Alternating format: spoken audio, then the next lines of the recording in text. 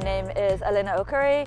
I am a research manager at Uber, where I lead the research for safety, privacy, and accessibility across all of the domains in which our business operates, including freight, eats, rides, and scooters and bikes, our new mobility domain.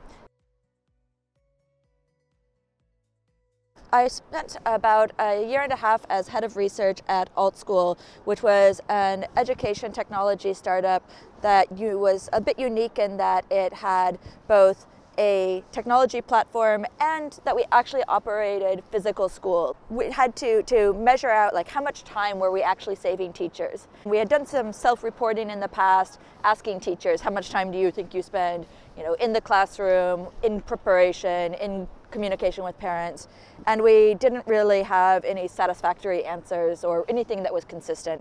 So I actually, coming back to my roots as an anthropologist, decided that the really starting place should be just to watch, right? I spent about a week following a different teacher every day from morning to night and just writing down, minute by minute sometimes. Our conception of what time was and how time existed for teachers had actually been completely broken because we had been looking at everything in pie charts, right?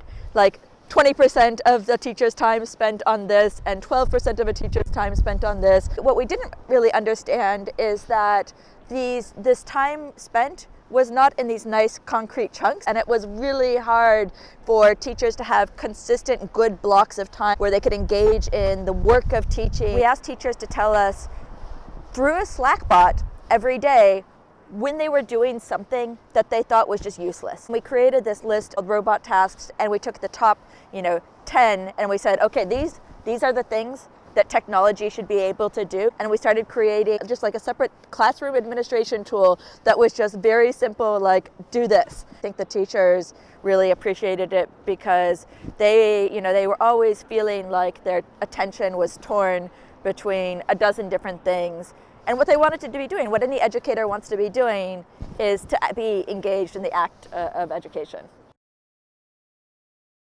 It's really visual. When I think about the way that we visualize the time slices of these teachers, when I look at like a row of macarons in a shop, it's that same sort of like slice by slice by slice. And you can sort of pull that back. You look at the shop at the beginning of the day versus the end of the day, right?